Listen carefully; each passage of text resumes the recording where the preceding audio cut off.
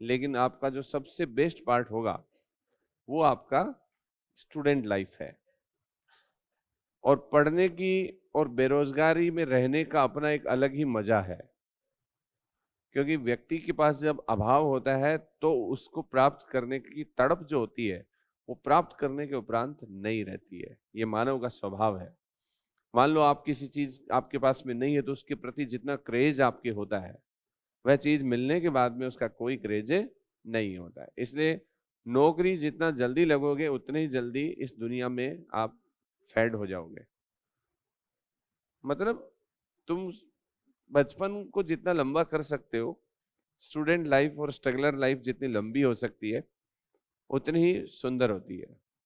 अब जैसे मेरी इच्छा हो कि मैं आपके पास आके बैठ के पढूं, बहुत इच्छा होती है मेरी। हाँ,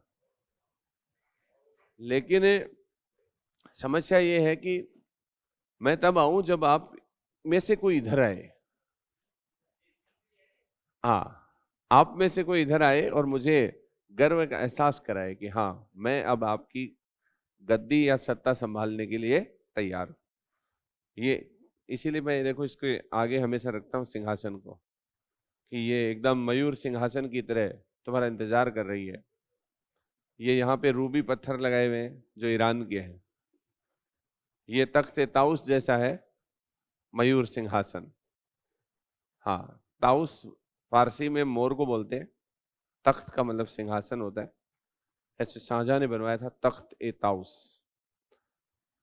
तो ये दो मयूरों के ऊपर विराजमान जो आसन था वो आपका इंतजार कर रहा है।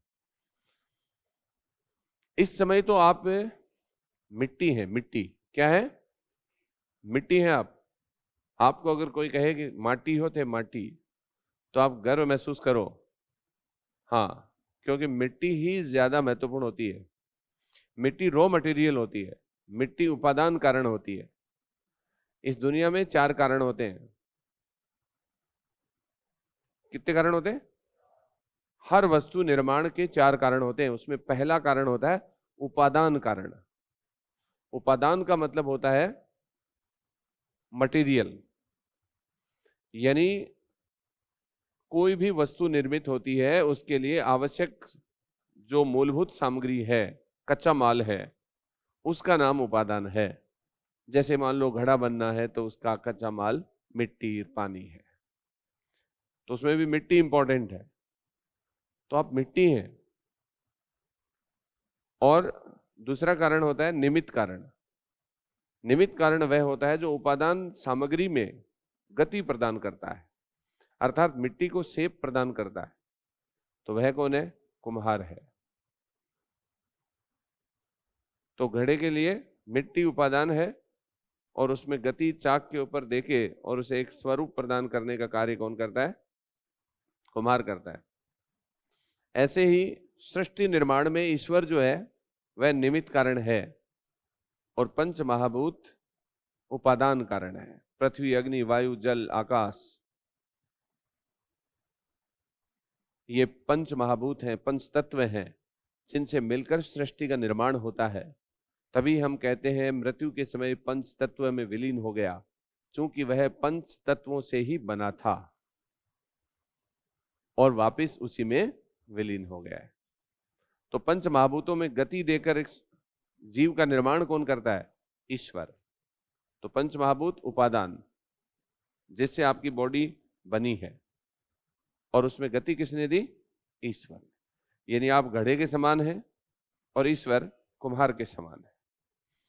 कुम्हार के मन में घड़े का स्वरूप होता है, चित्र होता है उसका, क्या फॉर्म बनानी है, सार होता है उसका। उसी के हिसाब से वो घड़ा बनाता है। उसके अगर छोटा घड़ा है तो छोटा बनाएगा, बड़ा है दिमाग में तो बड़ा बनाएगा। अगर उससे कुछ और बनाना है, तवा बनाना है, परात बनानी है, पराती बनानी है, कुछ दिए बनाने, क्या बनाने, मिट्टी से कुछ भी बन सकता है। मिट्टी में संभावना होती है। तो आप लोगों में संभावना है। आप में आरएस बैठा है, आप में से कुछ बच्चे आईएएस बन जाएंगे, कुछ बच्चे जो हैं वो पॉलिटिशियन बन जाएंगे, कुछ प्रोफेसर भी बन सकते हैं, कुछ कुछ भी बन सकते हैं, कुछ खिलाड़ी बन सकते हैं। इसका मतलब है कि आप फिलहाल रॉ मटेरियल हैं और आपको शेप लेके जिस स्वरूप में जाना है वो आपका भविष्य तय करेगा। यानी बनने के बाद में वस्तु सिद्ध होती है। क्या होती है? सिद्ध। तो सिद्ध जो चीज होती है वो फिर कुछ नहीं बन सकती। जैसे कि घड़ा बना दिया कुम्हार ने, तो अब उस घड़े से कुछ नहीं बन सकता है, घड़ा घड़ा ही रहेगा। लेकिन मिट्टी कुछ भी बन सकती है। तो फिलहाल आप मिट्टी हैं, तो आपको कोई कहे कि हम मिट्टी हैं, तो गर्व से कहो कि हम मिट्टी हैं, मिट्टी में मिल जावा, गुल बन के खिल जावा। रेत ही रेत भरी थी मेरे दिल में, मेरे रस के कमर जरा कस के कमर। क्योंकि राजस्थान में मिट्टी ज्यादा है, इसलिए मिट्टी से क्या, कहीं पे पानी ज्यादा है, जैसे गोवा में पानी ज्यादा है, तो आज दिल है पानी पानी। पंच महाभूतों में से एक महाभूत डोमिनेंट होता है, चार कमजोर होते हैं। तो आपके यहाँ पे मिट्टी की प्रधानता है, और वैसे भी मिट्टी संभावना है। अब ये गाना भी आया, मिट्टी के बेटे, मिट्टी के बेटे, समझ गए? तो बहुत सारी ऐसे, मिट्टी कहे कुम्हार से क्यों रोंदे मोहे, एक दिन ऐसा आएगा मैं रोंदूंगी तोहे। इसका मतलब है कि हम लोग मिट्टी से बने हैं और एक दिन हमें उसी में चला जाना है। इसलिए आप अनाचार, अत्याचार, कदाचार में लिप्त ना हो, अच्छे इंसान बन के जाए। चलो, हम वो तीन बातें, चार कारण पढ़ रहे थे। उपादान कारण, निमित्त कारण, और तीसरा है स्वरूप कारण। यानी कुम्हार के मन में जो चित्र है वह स्वरूप है। ईश्वर के जहन में हमें क्या बनाना है उसका जो सार है वह स्वरूप है। एक टीचर के जहन में एक स्टूडेंट के पोटेंशियल या स्टफ को किस दिशा में ले जाना है वह स्वरूप है। यानी हम किसी सिलेबस के साथ में खुद पढ़ते हैं या अपने टीचर से पढ़ते हैं, तो वो हमारे दिमाग में खाका होता है कि मुझे ये बनना है। टीचर के ये होता है कि मुझे ये बनाना है। कुम्हार के ये होता है कि मुझे ऐसा घड़ा बनाना है। ईश्वर के ऐसे होता है कि मुझे ऐसा व्यक्ति बनाना है। तो उसको स्वरूप कारण बोलते हैं। और चौथा होता है कि आपको क्यों बनाया जा रहा है। घड़ा क्यों बनाया जा रहा है? पानी के लिए। कुर्सी क्यों बनाई जा रही है? बैठने के लिए। इंसान को क्यों बनाया गया? परीक्षा देने के लिए। हाँ, जीवन की बहुत सारी एग्जामिनेशन है, किताबी एग्जामिनेशन है, लाइफ की इमोशनल, सेंटिमेंटल, कॉग्निटिव, बहुत सारी है, इंटेलेक्चुअल, बहुत सारे एग्जाम्स हैं आपकी लाइफ में। उन सबको क्लियर करके आपको मोक्ष प्राप्त करना है। तो चार कारण हो गए, उपादान, दूसरा निमित्त, तीसरा स्वरूप, और चौथा प्रयोजन कारण। प्रयोजन कारण या उद्देश्य। तो एक, इस संसार में कोई भी वस्तु है वो चार कारण से बनती है। उपादान कारण, जिससे वस्तु की सामग्री क्या है का निर्धारण होता है, जैसे कि घड़े के लिए मिट्टी और मानव के लिए पंचमहाभूत। दूसरा है निमित्त कारण, जो उपादान सामग्री में गति प्रदान करता है वह निमित्त कारण है।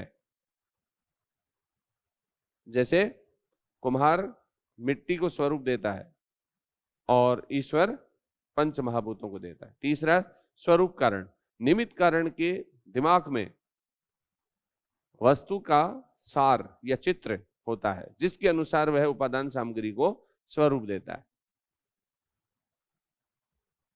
कितना बड़ा घड़ा बनाना है, कितना छोटा बनाना है, उसी के हिसाब से कुम्हार मिट्टी का मटेरियल लेगा और उसमें शेप देगा चाक के ऊपर। वो स्वरूप है। यानी वस्तु का चित्र जो है वो जो कुम्हार और ईश्वर के मन में है उसी को स्वरूप बोलते हैं। और लास्ट है प्रयोजन मूलक कारण, या जिसको हम बोलते हैं उद्देश्य मूलक कारण। यानी जो भी वस्तु बन रही है वो किस प्रयोजन या किस उद्देश्य के साथ, टेलियोलॉजिकल कॉज जो है वो है। तो मटेरियल, एफिशिएंट, और ये दो लास्ट के, स्वरूप और प्रयोजन। तो चार कारण होते हैं किसी भी वस्तु के बनाने में। ये थ्योरी अरस्तु की है।